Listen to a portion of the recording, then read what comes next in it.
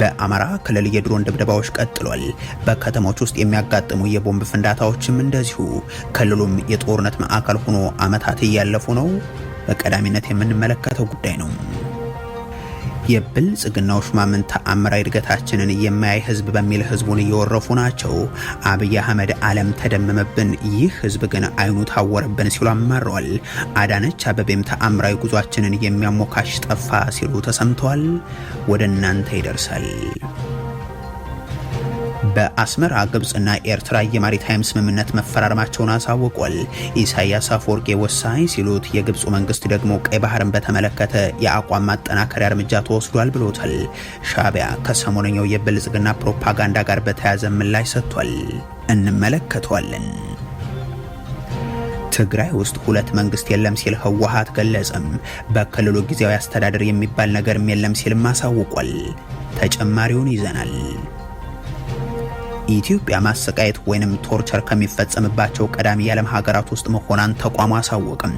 ብታምኑም ባታምኑም በእኛ የስልጣን ዘመን ቶርቸር ፈጽመን አናውቅም ሲሉ የብልጽግናው ፕሬዝደንት መናገራቸው ይታወሳል። ሌላኛው መረጃችን ነው። የደቡብ አፍሪካው ፕሬዝደንት በስደተኞች ላይ የተከፈተውን ጥቃት የሚመሩ ሰዎችን እያሰርን ነው ብለዋል። በደቡብ አፍሪካ የሚገኙ ኢትዮጵያውያን ደግሞ አሁንም ቆንጨራ ይዘው የሚዞሩና የሚያስፈራሯቸው ቡድኖች እንዳሉ አሳውቀዋል።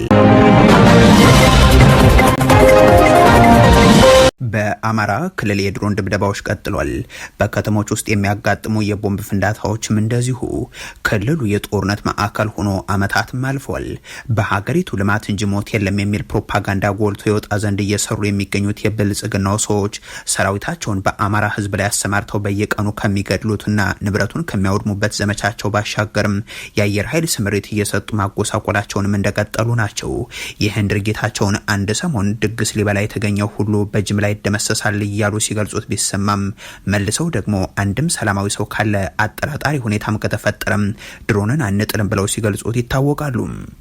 ይሄ ታጣቂ ነው፣ ይሄ ታጣቂ አይደለም፣ ይሄ የህዝብ ንብረት ነው አይደለም ብለ የሚያጠራጥር አንድም ነገር የለም። አንድም ነገር ኢቭን ያልታጠቀ ሰው እንኳን ከተቀላቀለ አይመጣም። ዝም ብሎ ንጹሃን ዜጋ ላይ የሚወረወር የሚተኮስ አይደለም። እና ይልማ መርዳሳ አጠራጣሪ ነገር ካለ ይመለሳል የሚሉት ድሮን ትናንት በሰሜን ሸዋ ዞን የአርሶ አደሮችን መኖሪያ ቤት አውድሟል። በቤታቸው ውስጥ ባልነበሩበት ወቅት የተፈጸመ ጥቃት መሆኑን ተከትሎም ሳሲት በተባለ አካባቢ የተከናወነው ይህ ድብደባ ያስከተለው ሰብአዊ ጉዳት ባይኖርም አርሶ አደሮቹ ግን መኖሪያቸውን እንዲሁ ወድሞ አግኝተውታል። እነ ሌትናንት ጀነራል ይልማ መርዳሳም የአቶ በቀለ ሸዋበረ የተባሉ አርሶ አደር መኖሪያ ቤትን እንዲህ ደርምሰው ጽንፈኛው ላይ የተፈጸመ አጠራጣሪ ባልሆነ ኢላማ ላይ ያረፈ እያሉ ሲናገሩ መስማትም እንግዳ አይሆንም።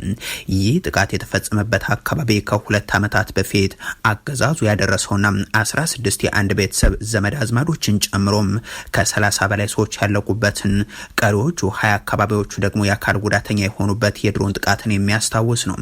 አራስ እናት ጨቅላ ህፃንን ይዛም ዘመድ አዝማድም ተጠርቶ በአንድ መኪና ተጭነው ክርስትና ለማስነሳት ወደ ቤተክርስቲያን እያመሩ ነበር። በወቅቱ የነ ይልማ መርዳሳ ፍጹም የማያጠራጥር የድሮን ኢላማ ያረፈውም በዚህ ቤተሰብና በተጠሩ እንግዶች ላይ ነበር። ጉዳዩ በዓለም አቀፍ የመገናኛ ብዙሃን ጭምር ትኩረት ያገኘ እንደነበር የሚታወስ ሲሆን እስካሁን ድረስ ትኩረት ያጡ በርካታ ጥቃቶች ግን በየጊዜው በአርሶ አደሩ ላይ ሲፈጸሙ ከርመዋል። በጣም የሚያስለቅስ የሚያሳዝን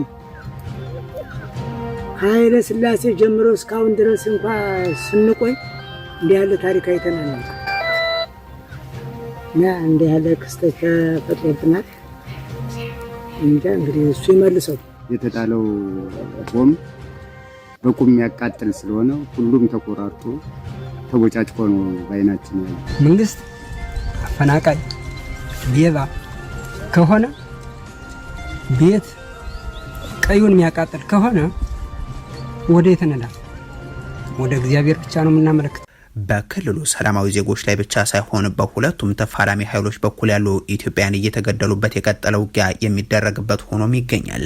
በጎጃም ቀጠና ሰከላ መስመር አጉ ተብሎ በሚጠራው ስፍራ የተፈጸመው የደፈጣ ጥቃትም የመከላከያ ሰራዊቱ የአካባቢው ኃይል አንድ አመራርን ጨምሮም በርካቶች ለጉዳት የዳረገ መሆኑ ተሰምቷል። ለምርጫ ዝግጅት ሲባል የፋኖ ኃይሎች ጠንካራ ይዞታዎች ላይ ዘመቻ መክፈት በሚል በሰሜን ወሎ ቆቦ ዙሪያ በቅሎ ማነቂያ አካባቢ የተከፈተ ጥቃትና የተደረገ የተኩስ ቢለውጥም ሌላ ሰብአዊ መስዋዕትነትን ያስከተለ ሆኗል። በክልሉ ትልልቅ ከተሞች ደግሞ ጉዳታቸው አነስተኛ ቢሆንም ባለፉት ቀናት የቦምብ ፍንዳታዎች አጋጥመዋል። በጎንደር አንድ የመንግስት የጸጥታ አባል የያዘው ቦምብ ፈንድቶ ያደረሰው ጉዳት የሚታወቅ ሲሆን ትናንት ደግሞ በላሊበላ ከተማ ደብረ ዘይት ተብሎ በሚጠራ መንደር በአንድ የመዝናኛ ስፍራ ላይ በተመሳሳይ ተቀጣጣይ ነገር ፍንዳታ ማጋጠሙ ተሰምቷል። ያስከተለው ጉዳት በውል ባይታወቅም የብልጽግናው ሹማምንት ተአምራዊ እድገታችንን የማያይ በሚል ህዝቡን መወረፋቸውን ቀጥሏል። አብይ አህመድ ዓለም ተደመመብን፣ ይህ ህዝብ ግን አይኑ ታወረብን ሲሉ አማረዋል። አዳነች አበቤም ተአምራዊ ጉዟችንን የሚያሞካሽ ጠፋ ሲሉ ተሰምቷል። የኦህዴድ ብልጽግና ሹማምንት ሀገሩን የጦርነት የረሃብና መከራ አድርገው ህዝቡን በማጎሳቆል ብቻ አያቆሙም። ዲምላይቶቻችንን የማያደንቅ፣ ሪዞርቶቻችንን የማያወድስ፣ ከቦሌ እስከ ጉለሌ ስላሉ ህንፃዎቻችን የማይዘምር አይኑ ታወረም አንደበቱ የታሰረ እያሉ ስድብ ያክሉለታል። ጠቅላይ ሚኒስትር አብይ አህመድ እንዲህ ያለውን ነገር ሲናገሩ የመጀመሪያቸው ባይሆንም አሁንም ግን የምሰራውን ሰው ማየት የተሳነው ነው በሚል ምሬታቸውን አቅርበዋል። ማን እንደሚሰራው እንጃ ብቻ ዝም ብሎ ይሳካልኛል እያሉ መለኮታዊ ንግግር በሀገር መሪ ደረጃ ያቀረቡት አብይ ይህን ተአምራቴን ዓለም ቢያደንቅልኝም የዚህ ሀገር ህዝብ ግን ታወረብኝ እያሉም ቀጥሏል። ዓለም እየቀና እየተደነቀብን ባለ በዚህ ጊዜ ውስጥ እኛ አይናችን ከታወረ ለማደግ እንቸገራለን። ሰዎች ከአውሮፓ እየመጡ ከአሜሪካ እየመጡ በእናንተ ሀገር እድገት እየተደነቁ እየተደመሙ እናንተ አላየንም አልሰማንም አትበሉ። ሽንት ቤት ሳይኖረው የኖረን ህዝብ ቀየር ነው። ቆጥ ላይ የከረመን ህዝብ ህይወቱን ለወጥ ነው። ዛሬ የስራ እድል ተትረፍርፎ የቤት ሰራተኛ ጣን እኮ ሲሉ የተደመጡትም እኒሁ የ130 ሚሊዮን ህዝብ መሪ የሆኑት አብይ አህመድ ናቸው። እንዲህ አታደንቁኝም የሚባሉት ኢትዮጵያውያን በሳቸው ያገዛዝ ዘመን በእጅጉ ስለመደነቃቸው ግን በርካታ ማሳያዎችን ማቅረብ ይቻላል። ሚሊዮኖችን ገድሎም በየመንደሩ ህዝብን በድሮን እየጨረሱም በየመጠለያ ካምፑሶች በረሃብ እየሞቱም በተመድ ሪፖርት መሰረት 86 ሚሊዮን ህዝብ በድህነት ውስጥ ሆኖም ህዝብን እየገዙ መቀጠል ይቻላል በሚል መደነቅ ውስጥ ያሉት ጥቂት አይደሉምና አታወድሱንም አትመሰክሩልንም የሚለው ንግግር ግን በጠቅላይ ሚኒስትሩ ብቻ የቆመ አይደለም። የአዲስ አበባ ከተማ ከንቲባ ወይዘሮ አዳነች አበቤም እናንተ ባታመሰግኑም ከውጭ የምናስመጣቸው ሰዎች ገድላችንን በመጽሐፍ እየጻፉልን ነው ሲሉ ነው የተሰሙት። የሚጋነን አለበለዚያም በተለያዩ ቃላቶች የሚሞካሽ ሳይሆን ማንም አይን ያለው ወጣ ብሎ ሊያየው ሊዳስሰው ሊቆጥረው የሚችል ስራ ነው። ይህንን ተአምራዊ ጉዞ በአይናቸው ተመልክተው በስራችን ተደመመው የታሪኩ አካል ለመሆን ወስነው ከባህር ማዶ የመጡት ወይዘሮ አዳነች አበቤ ይህንን ንግግር ከማቅረባቸው ቀናትን ቀደም ብለው አዲስ አበባ ውስጥ ተፈጠረ ስላሉት ጥጋብ ያደረጉት ንግግር ግን መነጋገሪያ ሆኖ ሰንብቷል። ትኩስና የተመጣጠነ ምግብ በየቦታው ሞልቷልና መንገድ ላይ መለመን አያሻም ሲሉ ተናግረው ነበርና አዲስ አበባ ውስጥ እውነቱን ለመናገር እንደው ሌላ ምክንያት ምን እንደሆነ አላቅም፣ ጎዳና ላይ ወጥቶ ምግብ የሚያስለምን ምንም ምክንያት የለም። ከነኚህ ምገባ ማዕከላቶች ውስጥ ወደ አንዱ ጎራ ብሎ ትኩስ ንጹህ ምግብ የተመጣጠነ ምግብ መመገብ የሚቻልበት ከተማ ሆኗል። ጎዳና ላይ የሚያስወጣ ምክንያት አዲስ አበባ ላይ በአሁኑ ሰዓት የለም። ይህንን ንግግር የሰሙ ግን በቀን አንዴም በልቶ ማደር ብርቅ የሆነባቸው ነዋሪዎች፣ ከሆቴል ትርፍራፊ ዛሬም የሚለምኑ ተቀጣሪ ሰራተኞች በእርግጥም በማያውቋት ከተማ ውስጥ እየኖሩ እንዳሉ ቢጠይቁ ልክ ይሆናሉ። የብልጽግናው ሹማምንት ከህዝብ በሚሰበሰብ ገንዘብ ግብር ማብላትን፣ ሰዎችን ከተረጅነት ለማውጣት ከመስራት ይልቅ የመንግስት ተረጂ ማድረግን እንደው ስብስብናም ትልቅ የልማት ፕሮጀክት ሲያቀርቡት መመልከት ያለው አስገራሚ ገጽታ እንደተጠበቀ ሆኖ እነዚህ ትኩስ ምግብ አበላናቸው የሚሏቸው እንደ ኢትዮጵያውያንን መልሰው ደግሞ እናንተ ለማኞች መቼም አትሻገሩም እያሉ ሲያዋርዷቸው ይደመጣሉ። ለማኝ ጥገኛ ነው። እኛ ለማኝ ኢትዮጵያውያን ሰምታችሁኛል። እኛ ለማኝ ኢትዮጵያውያን ልመና በቃን እስካላልን ድረስ ጥገኞች ነን። በአስመራ ግብጽና ኤርትራ የማሪታይም ስምምነት መፈራረማቸውን አሳውቋል። ኢሳያስ አፈወርቂ ወሳኝ ሲሉት የግብፁ መንግስት ደግሞ ቀይ ባህርን በተመለከተ የአቋም ማጠናከሪያ እርምጃ ተወስዷል ብሏል። ሻዕቢያ ከሰሞንኛው የብልጽግና ፕሮፓጋንዳ ጋር በተያያዘ ምላሽ ሰጥቷል። ከ4 ኪሎ አገዛዝ ጋር መርህ አልባ ግንኙነትን ፈጥሮ በኢትዮጵያ የእርስ በርስ ጦርነት ውስጥም ተጋብዞ ተሳትፎ አውዳሚ ሚናን የተጫወተው የአስመራው አገዛዝ ፊቱን ወደ ካይሮ ካዞረ ሰነባብቷል። ፕሬዚደንት አብዱል ፈታህ አልሲሲ ወደ አስመራ ተጉዘው የፈጠሩትን የሶስትዮሽ ጥምረትን ጨምሮ በግብጽና ኤርትራ መካከል የሚፈጸሙ ስምምነቶችም ቀጥሏል። ትናንትም የማሪታይም ስምምነት ላይ መድረሳቸውን ይፋ አድርገዋል። ግብጽ የውጭ ጉዳይ ሚኒስትሩን በድር አብደላቲንና ጀነራሏን ሌሎችም ሹማምንትን ወደ አስመራ ልካ የፈረመችው ስምምነትም የቀይ ባህር ትራንስፖርት ላይ ያተኮረ ነው። ስምምነቱ የሁለቱን ሀገራት ወደቦች በባህር ትራንስፖርት በማስተሳሰር የንግድ ግንኙነቱን ለማጠናከር ያለመ ስለመሆኑም ሀገራቱ አሳውቋል። ግብጽ በባህር በባቡር ሀዲድ ትራንስፖርት እንደዚሁም በወደብ አስተዳደር ዙሪያ ከኤርትራ ጋር ለመስራት የፈጸመችው ስምምነት ነው ሲል ኢጅፕት ቱዴይ ዘግቧል። ኢሳያስ አፈወርቂ የግብፁ የውጭ ጉዳይ ሚኒስትር በድር አብደላቲም የትራንስፖርት ሚኒስትሩ ሌትናንት ጀነራል ካሜል አልዋዚርና ሌሎችንም ተቀብለው ካነጋገሩ በኋላ በፊርማ ስነስርዓቱ ላይም ተገኝተው የሁለቱን ሀገራት ግንኙነት ለማጠናከር ወሳኝ ሚና አለው ስለማለታቸው የዜና ሚኒስትራቸው ገልጿል። የካይሮ መንግስት ጀነራሉን ጭምር የላከበት ቡድን የአሰብ ወደብ ልማትን ጨምሮ የማሪታይም ስምምነቶችን መፈጸሙን ከመግለጽ ባለፈም ሁለቱ ሀገራት የቀይ ባህር ደህንነት ተጋሪ ሀገራትን ብቻ የሚመለከት ስለመሆኑ በድጋሚ ያረጋግጠዋልም ብሏል። ይህ የአስመራው ጉብኝትና ስምምነት የመጣው ደግሞ በቀጠናው የበላይነትን ለማግኘት ፉክክሩ በበረታበትና ብልጽግናም አዲስ የፕሮፓጋንዳ ዘመቻ ሲያከናውን በሰነበተበት ተመሳሳይ ወቅት ነው። በተለይም ደግሞ የዶናልድ ትራምፕ አስተዳደር በሻዕቢያና ብልጽግና ላይ ከአሜሪካ ተጥለው የቆዩ ማዕቀቦችን ማንሳት መጀመሩን ተከትሎ ሁለቱ አገዛዞች ወደ ጦርነት ዘመን ግንኙነታቸው ሊመለሱ ነው የሚለው ጉዳይ በዋናነት ከብልጽግና ዲጂታል ሚሊሻ በኩል በሰፊው ሲስተጋባ እንደነበርም የሚታወቅ ነው። የአስመራው መንግስት ግን አስመራ ላይ ከግብጽ ጋር ስለ ቀይ ባህር እየመከረም ፖርት ሱዳን ላይ ደግሞ የጽምዶ መርሃ ግብርን ሲያስተባበር ነው የሰነበተው። ከዚህ ጋር በተያያዘም የሻዕቢያው መንግስት ቃል አቀባይ የማነ ገብረ መስቀል የብልጽግና ሰዎችን ወርፏል። የቀድሞ የጥፋት አጋራቸው የ4 ኪሎ አገዛዝ ሰዎችን የቅርብ ጊዜ ዘመቻዎችን ድፍረታችሁ ግሩም ነው በማለት ገልጸውታል። ብልጽግና በአፍሪካ ቀንድ እየተከተላቸው ያሉ ፖሊሲዎችና የያዘው አቋም የመበጥበጥ ምክንያት ሆኗል የሚሉት የማንም አቋሞቹ ቀጠናዊ ውጥረትን እንዲፈጠር እያደረጉ ነው በማለት ገልጸው ማሳያ ያሉትንም ያቀርባሉ። ከ2 ዓመታት በፊት ከሶማሌላንድ ጋር የተፈረመው የመግባቢያ ስምምነትን ህገወጥ በማለት ያስቀመጡት ቀዳሚው ሲሆን ላለፉት 3 ዓመታት ደግሞ አሰብን ለመውረር ሉዓላዊ የባህር በርን ማግኘት የሚል ዘመቻና የጦር መሳሪያ ማስፈራሪያዎች እንደዚሁም ተከታታይ የሚዲያና የዲፕሎማሲ ተጽዕኖዎች ተፈጥረውብናል የሚለውን አስከትሏል። ሌላኛው ደግሞ የብልጽግናው መንግስት በሱዳኑ ጦርነት የገባበትን ቀጥተኛ ተሳትፎ በማንሳት የገለጹበት ነው። እንዲህ ያለ ቀጠናውን የመበጥበት ተሳትፎ ያላቸው የብልጽግና ሰዎች ኤርትራን የአካባቢው አተራማሽ እያሉ መግለጻቸው ድፍረት ነው በሚልም ይከሳሉ። ትግራይ ውስጥ ሁለት መንግስት የለም ሲል ህወሓት ገለጸም።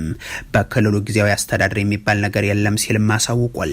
ህወሓት ከ6 ዓመታት በፊት በትግራይ ክልል የነበረውን ምክር ቤት ወደ ስራ ከመለሰ ወዲህም በክልሉ ለሽግግር የሚጠቅሙ ወሳኝ ያላቸውን ተግባራትን እያከናወነ ስለመሆኑ ይገልጻል።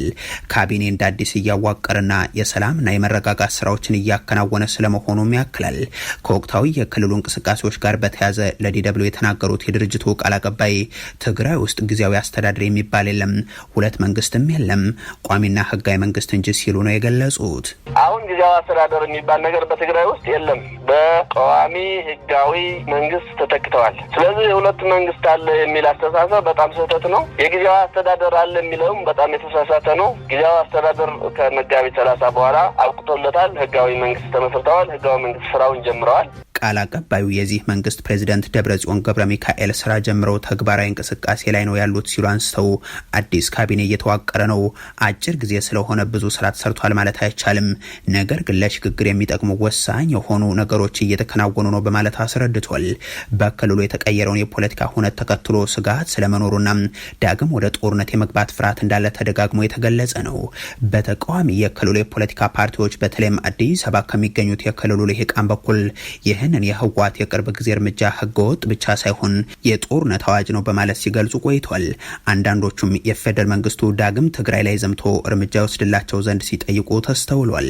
የክልሉ ህዝብ ሰቆቃ የሚያሳስባቸው አካላትም የፕሪቶሪያው ስምምነት መፍረሱ በሁለቱም ወገኖች በኩል ከተገለጸም የሚፈጸመው ክልከላና ከበባ ተጠናክሮ እንዲቀጥል የሚያደርግ ይሆናል በሚል ከፌደራል መንግስቱ ጋር ህወሓት ስለሚኖረው ግንኙነትን በስጋት መልኩ ሲያነሱ ይሰማሉ።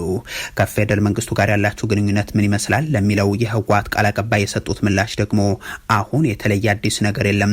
የፌደራል መንግስት አሁን በትግራይ ከተቋቋመው ህጋዊ መንግስት በሰላማዊ መንገድ ግንኙነት እንዲኖረው እንፈቅዳለን ብቻ ሳይሆን በዚህም ነው የምናምነው፣ ግንኙነቱ እንዲጀመር እንሻለን የሚል ሆኗል። ኢትዮጵያ ማሰቃየት ወይንም ቶርቸር ከሚፈጸምባቸው ቀዳሚ የዓለም ሀገራት ውስጥ መሆኗን ተቋሙ ይፋ አደረገም። ብታምኑ ባታምኑ በእኛ የስልጣን ዘመን ቶርቸር ፈጽመን አናውቅም ሲሉ የብልጽግናው ፕሬዝደንት መናገራቸው ይታወሳል። ከአንድ ዓመት በፊት ጠቅላይ ሚኒስትር አብይ አህመድ በዚህ ሀገር በጸጥታ አካሎቻችን በኩል አንድም ሰው ላይ ማሰቃየት ተፈጽሞ አያውቅም ሲሉ ተናግረው የተለመደው ውሸትን አቅርበው ጉዳዩ መነጋገሪያ ሆኖ ነበር። ቶርቸር በኢትዮጵያ ይቁም ብለን ላለፉት 6 ዓመታት ብታምኑ ባታምኑ አንድ ሰው ኢትዮጵያ ውስጥ ቶርች አይደረግም። በዚህ እኛ እንኮራለን። የብልጽግናው ዘመን እንኳን የሚገድልና የሚያሰቃይ የጸጥታ ኃይል ተመሳሳዩን የሚፈጽም ኢመድበኛ የማፊያ ቡድን አሰማርቶ እንደሚንቀሳቀስ ቢታወቅም ይህን የብልጽግናው ፕሬዝደንት ግን ሀሳቡን ስለገለጸ የታሰረ የለም የተገረፈ ሰውም የለም በሚል ሌላ ንግግር እንደገና አጠናክረው መምጣታቸውም አይዘነጋም። ኢትዮጵያ ውስጥ ሀሳቡን ስለገለጸ የሚታሰር ሰው የለም። ዜጎች ለምሳሌ ከዚህ ቀደም በማዕከላዊ የሚባለው ቦታ ገብተው የሚገረፉበት ስርዓት የለም። አሁን ታስረው የተፈቱት ሰዎች ለምን ተገረፍኩ አይሉም? የለም፣ እንደዛ እናደርግም። በእርግጥ እስራትና ግርፋት በብልጽግናው አገዛዝ ዘመን ከእስራት ማዕከላት ወደ የመንደሩ እንዲስፋፋ ተደርጓልና ንግግራቸው በሌላ መንገድም ቢሆን ልክ ተደርጎ ሊወሰድ ይችላል። የሆነ ሆኖ ዓለም አቀፉ ተቋም ኢትዮጵያ ለማሰቃየት ድርጊት ያላት ተጋላጭነት በጣም ከፍተኛ ሲል ባወጣው አዲስ ሪፖርት አመልክቷል። ወርልድ ኦርጋናይዜሽን አጌንስት ቶርቸር የተሰኘው ተቋም ለዚህ በምክንያትነት የጠቀሰው እየተካሄዱ ካሉ ጦርነቶች፣ ከአስቸኳይ ጊዜ አዋጆችና የዘፈቀደ ስርዓቶች ጋር የተያዙ ሰፊ ጥሰቶች መኖራቸውን እንዲሁም መንግስት ማሰቃየትን ለመከላከል ከወጡ ዓለም አቀፍ መስፈርቶች ጋር ማስማማት አለመቻሉን በመጥቀስ ነው። ከሰሞኑ ይፋ በተደረገው በዚህ ሪፖርት በኢትዮጵያ በተለይም ግጭት በሚስተዋልባቸው በትግራይ፣ በአማራ፣ በኦሮሚያና በአፋር ክልሎች የማሰቃየት ድርጊት ሰፊና ስልታዊ ሆኖ ቀጥሏል ሲልም ገልጿል። ሪፖርቱ እንደሚያመለክተው የፖለቲካ ተቃዋሚዎች፣ ጋዜጠኞች፣ የሰብአዊ መብት ተሟጋቾች፣ ጠበቆች፣ ዳኞች፣ የሃይማኖት አባቶችና እንደ ትግራይና አማራ ያሉ የተለያዩ ብሔሮች አድሏዊ አያያዝ፣ ማሰቃየትና የዘፈቀደ ስርዓት ተጋላጭነታቸው ቀጥሏል። በጥሰቶች ውስጥም ከባድ ድብደባም፣ በጠባብ ክፍሎች ውስጥ ማስጨነቅ፣ ለአካል አስቸጋሪ በሆነ አቀማመጦች እንዲቆዩ ማድረግ፣ ረጅም ጊዜ የሚወስድ የብቸኝነት እስር፣ የእንቅልፍ የምግብና የሕክምና ክልከላም እንዲሁም ከውጭ ሰው ጋር ግንኙነት እንዳይኖራቸው የማድረግ ዘዴዎች ጥቅም ላይ መዋላቸው ተገልጿል። ኢትዮጵያ በተደጋጋሚ በሚወጡ ግን በማይነገሩ የአስቸኳይ ጊዜ አዋጆች ሰበብ በህገወጥነትና በሰፊ ጭቆና የተሞላበት ምዕራፍ ውስጥ መግባቷንም ሪፖርቱ አክሎ ገልጿል። ሪፖርቱ በአፋር ክልል የሚገኘው የአዋሽ አርባ ወታደራዊ ካምፕ ዋነኛ የእስርና የጥሰት ስፍራ አድርጎ የጠቀሰው ሲሆን በተለይም በህዝባዊ ተቃውሞዎችና በአስቸኳይ ጊዜ አዋጆች ወቅት የተለየ ድምጽ ያላቸው ወገኖች ጅምላ ለማሰርና ለማሰቃየት ተመራጭ ተቋም ሆኗል ብሏል። ሪፖርቱ የፖሊስ ጭካኔና ተቋማዊ ጥቃትን ማስቆም በሚለው ዘርፉም ኢትዮጵያ በጣም ከፍተኛ ስጋት ያለባት ሀገር ተብላ የተመደበች ሲሆን የጸጥታ ኃይሎች በቁጥጥር ስር በሚያውሉበትና በሚመረምሩበት ወቅት አካላዊ ጥቃትን፣ የስነ ልቦና ማስፈራራትና በኃይል መሰወርን ጭምር እንደሚፈጽሙ አትቷል። የአስቸኳይ ጊዜ አዋጆችን ባለስልጣናት ተጠርጣሪዎችን ያለ ፍርድ ቤት ቁጥጥር ላልተወሰነ ጊዜ እንዲያስሩ ሰፊ ስልጣን እንደሰጧቸው ጠቅሷል። የተባበሩት መንግስታት ድርጅት የሀገሪቱ ባለስልጣናት ተጠያቂ መሆን አለባቸው የሚል ድምዳሜን በፈረንጆቹ 2021 ቢደርስም እስካሁን ድረስ ምንም አይነት ከፍተኛ ወታደራዊም ሆነ የመንግስት ባለስልጣን በመሰል ወንጀሎች ግን በህግ አልተጠየቀም ሲልም ሪፖርቱ ገልጿል። ሪፖርቱ በጋዜጠኞችና በሲቪክ ማህበራት ላይ ያለውን ሁኔታም አስከፊ ሲል ነው የገለጸው። የደቡብ አፍሪካው ፕሬዝዳንት በስደተኞች ላይ የተከፈተውን ጥቃት የሚመሩ ሰዎችን እያሰርን ነው ብለዋል። በደቡብ አፍሪካ የሚገኙ ኢትዮጵያውያን ደግሞ አሁንም ቆንጨራ ይዘው የሚዞሩና የሚያስፈራሩን ቡድኖች አሉ ሲሉ ገልጿል። በደቡብ አፍሪካ የሚገኙ ኢትዮጵያውያን አሁንም የደህንነት ስጋት እንዳለባቸውና የመንግስትን ትኩረት እንደሚሹም ነው የጠቆሙት። ስደተኞቹ ላይ ባነጣጠረ በተደጋጋሚ ጥቃት ሳቢያም በስፍራው የሚኖሩ ኢትዮጵያውያን አሁንም ለስነ ልቦናና የደህንነት ስጋት የተጋለጡ ናቸው። በሀገሪቱ ያሉ ኢትዮጵያውያን ላይ ማርች ቱ ማርች በተሰኘ ስደተኛ ጠል ቡድንና ሌሎች ማማጽያን አማካኝነት ከሚፈጸሙ ጥቃቶች ጀርባ የኢትዮጵያን የእርስ በርስ መረጃ መሰጣጠትና መጨካከን ለጥቃቶቹ መባባስ አስተዋጽኦ ስለማድረጉ መዘገቡም አይዘነጋም። የይውጡልን ዘመቻ ሰልፎችና ጥቃቶች መበራከታቸውን ተከትሎ ከተለያዩ የአፍሪካ ሀገራት መሪዎች ጠንከር ያሉ ማስጠንቀቂያዎች ወጥተዋል። ይህንን ተከትሎም የደቡብ አፍሪካው ፕሬዝዳንት ሲሪል ራማፎሳ ድርጊቱን በጽኑ እናወግዛለን የሚል መግለጫ አውጥተዋል። የሀገሪቱ ፖሊስም የጥቃቱ አስተባባሪ የሆኑ የቡድን መሪዎችን ማሰር ጀምሯል ሲሉ ገልጿል። ይሁን እንጂ የፖሊስ እርምጃ በተጀመረ ማግስት በሀገሪቱ ዋና ዋና ከተሞች ህጋዊ ፕላን ማስከበር በሚል ሰበብ ስደተኞች ለበርካታ ዓመታት የንግድ ስራ የሰሩባቸው ሱቆችን የማፈራረስ ዘመቻ ተጀምሯልም ተብሏል። ይህ እርምጃ ደግሞ ከሌሎች ሀገራት ዜጎች ይልቅ በኢትዮጵያ ላይ ያነጣጠረና የበረታ መሆኑንም ተጎጆቹ ተናግሯል። አሁንም ቢሆን ቆንጨራ ይዘው የሚዞሩና የሚያስፈራሩ ቡድኖች አሉ። የኢትዮጵያ መንግስት በምክትል የውጭ ጉዳይ ሚኒስትር ወይም በሚኒስትር ዴኤታ ደረጃም ለስለስ ያለ መግለጫ ከመስጠት ይልቅ በሀገሪቱ እንዳለው በርካታ ዜጎች ቁጥር ልክ ለጉዳዩ ከባድና ተገቢውን ትኩረት ሊሰጠው ይገባል ሲሉም ጥሪ ያቀርበዋል።